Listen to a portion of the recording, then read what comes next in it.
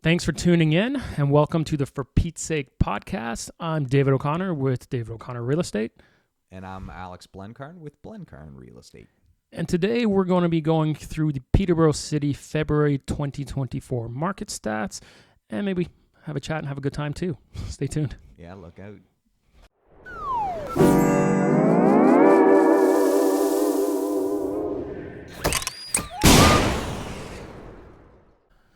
What's going on there, Blencarn? Not too much. It was a pretty fun February. Ended up catching the COVID. So a couple vitamins. That ended up fixing me up and a couple good days of rest. In the good news department, ended up going to see an NHL game in Ottawa. Pro tip for anybody that likes the NHL, go to Ottawa. If you can make the drive, you're probably, saving $260 a ticket roughly instead of going to a Leafs game. We ended up seeing the Vegas Golden Knights. Fantastic game. Went into a shootout. Oh, nice. Yeah. Nice. So I'd never seen an NHL game that went into a shootout before. So that was a ton of good fun. I got mom and dad and my sister there who lives in Ottawa.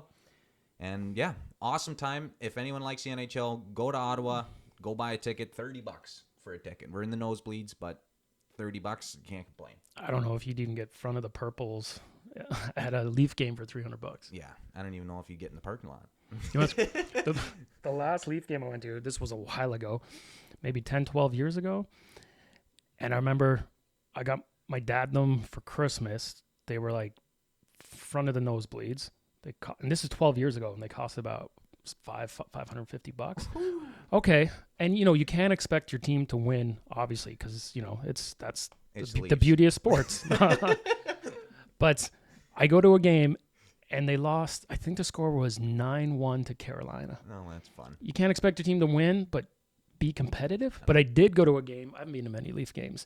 I did go to Gretzky's last game. Yeah, nice. Was that in 99, I guess? Yeah, that's cool. And I remember he got a bunch of assists. I also went to a game that was, when Brian Leach came to Toronto, it was one of his first games, and he got 4 assists. Oh, cool. I think I've only been to like 3 games. Yeah. Well, I mean, let's hop into the game, the stats here. Sorry, got sidetracked with hockey a bit, but February 2024 average price in Peterborough for a detached home $637,000. Wow. So that's up about $37,000 month over month, and it is the second highest February we've seen in the history of the city.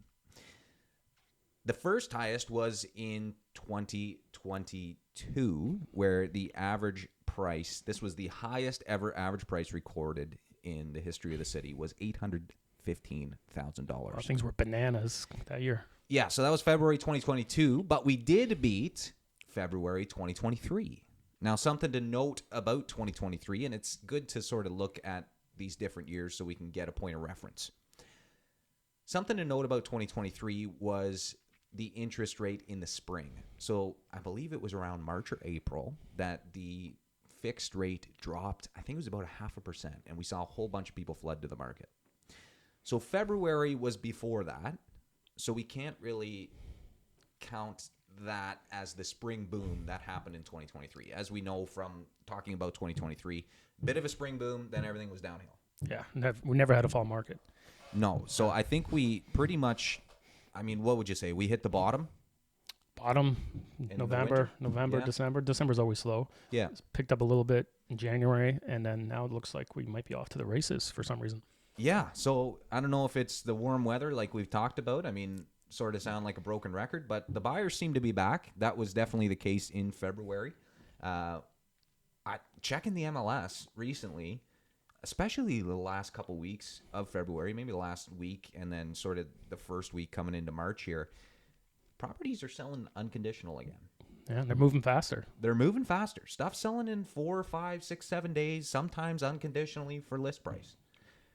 Properties are getting multiple offers. It's weird. I don't know if it's the sun. I don't know if people were sitting on the sidelines in 2023 and now they're ready to sort of make a move.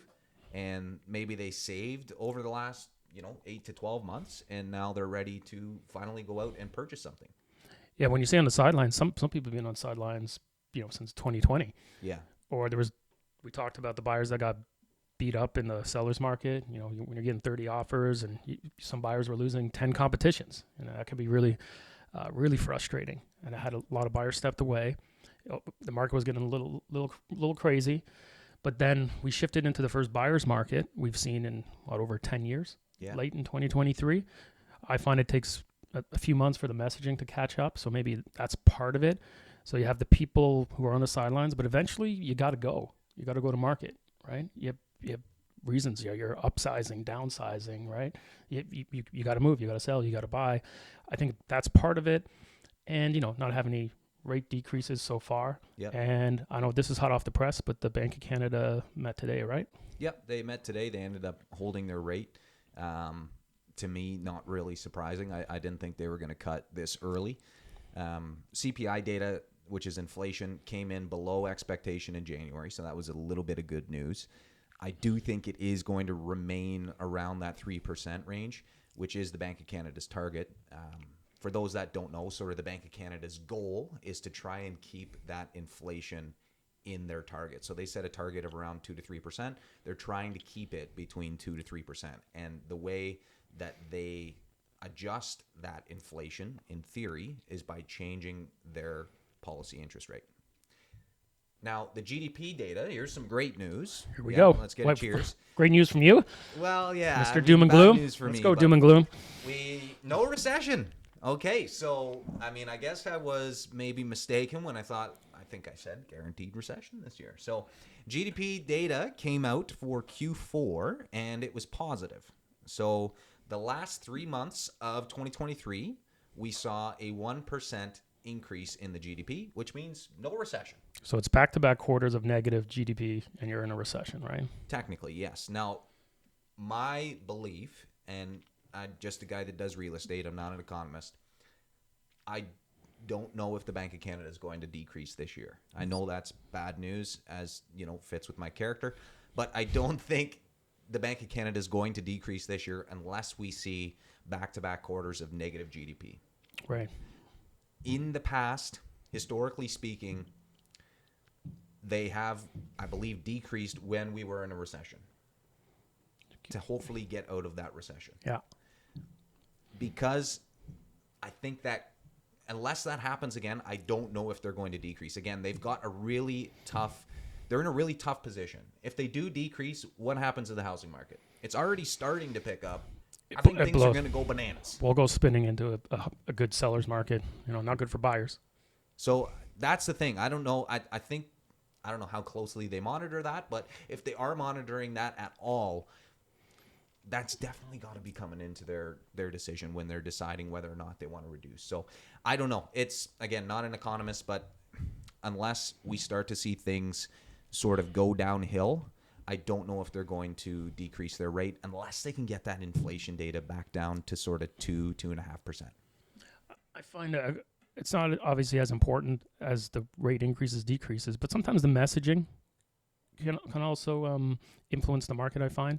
So when the rates were going up, the 1 year we had 7 rate hikes, but there wasn't a secret. They were alluding that there was going to be more coming. So if you're a buyer, some people want to wait for the dust to settle, and it does feel like with the messaging at least knowing that they're going to hold, like maybe if we don't see any increases this year and the messaging is even slightly positive with the buyers coming back with the nice weather, we could have I think a traditional year. We're going to have a busy spring, slow summer, and maybe we get hopping in the fall again.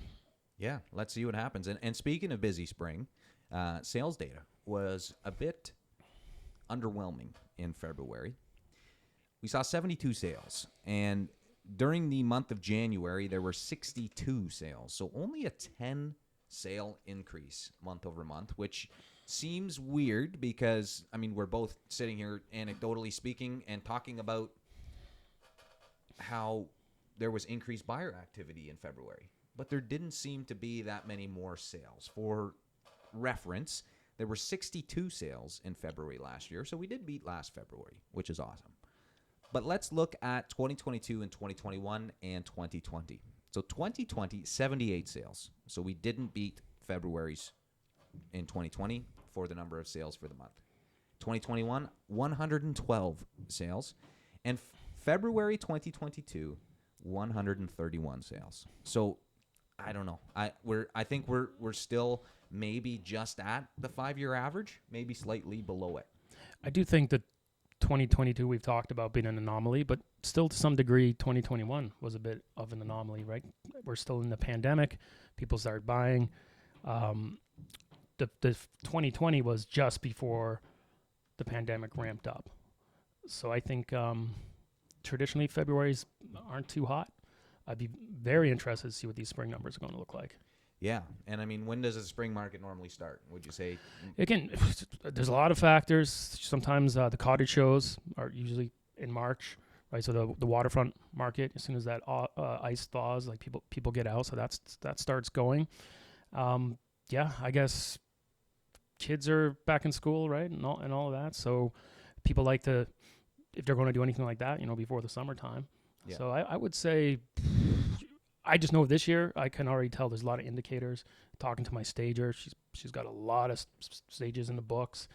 You're the data guy, but I wonder what pre-approval rates are like. I assume that's another indicator, probably a little high. People start going for pre-approvals in December, January. Yeah, and then you get those for what, normally 120 days. Yeah, they'll hold your rate for 90 to 120 days depending on the lender. Yeah, so if you're thinking about moving, in this spring and hoping to close maybe before the fall, before the kids go back to school in September, you're going to want to get your pre-approval in the next couple of weeks if that's something that you're looking to do. So, yeah, that's something we can definitely watch. And then new listings was also a bit underwhelming. So we only saw 75 new listings in February of 2024. That's actually down month over month. There were 80 in January. So a bit strange there. That is the lowest number of new listings in the last 10 years for February. So weird. Like, what's the signaling there? What do you think? We're starting to see more buyers come out, but the inventory doesn't seem to be increasing. And I think that is why we saw that increase in the average price. Yeah. Now that's new listings, so we probably had a bit of carryover inventory. But again, we were talking about this. Properties that were sitting for months are starting to get scooped up. Yeah. And we're burning through that older inventory. But yeah, if you don't get new inventory come to the market, we're going to be back in a seller's market before you know it. Yeah. So I think that's something we can watch for sure is what's going to happen in March. Are we going to see people come to the market because they're getting this messaging, perhaps from realtors like us saying, hey, the market's starting to pick up. If you're thinking about moving, now could be a good time to sort of get the house ready for sale. Yeah. We're already, just because it's a smaller community, just talking to other agents, seems like a lot of people have properties they're going to be listing and by late March. And yeah, I think it's going to get hopping by the end of March here. Yeah, I think so too. So last stat that we sort of look at is the days to sell. So on average in February, it took 37 days to sell. Now that's down from 46 in January, but it is the highest number of days to sell in February in the last 8 years. Since 2016, when the average days to sell in February was 42. So what do you make of that? Again, bit of carryover, stuff selling in February that, was listed at a bad time around the holidays. I think we're going to see a big drop on that number next month because we're burning as all that older inventory gets scooped up, and we're talking more apples to apples, new listings to sales. I wouldn't be surprised if we're at it's definitely going to be in the 20s, I'd say, when we do March. I think so too, and that would sort of correlate with what we've been seeing over the last couple Marches. Again, we did see a bit of a longer time to sell in 2015, 2016. But other than that, we've been sitting around generally about 20 days to sell in March over the last 8 to 10 years.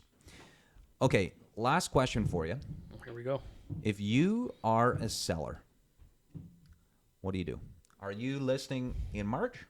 Are you waiting till maybe April, May? Or do you wait until the fall? What do you think will be the best strategy if you're hoping to get the most amount of money for your home? Now, obviously, it's tough to go market to market, but if we're going to have a little bit more of a traditional year, spring is usually the busiest.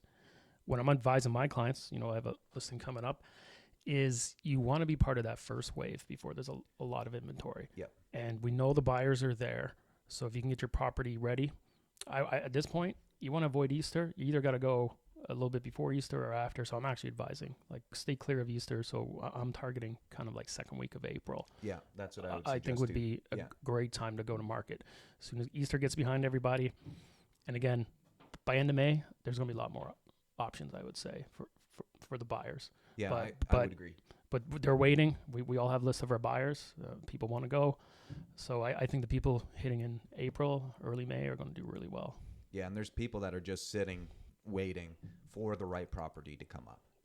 And a lot of times they miss it, right? Some of the sellers will be sitting on the sidelines. But remember, you don't get that data till it closes. Yeah. So say it's a 2-month closing, 6-week closing, and then you start seeing the data. Oh, things are starting to go up, and maybe you missed that opportunity. So we always say this, but if you definitely know you're going to be selling soon, just do what you can to get the property ready. In a perfect world, you want to be 1 week from going to market if you can.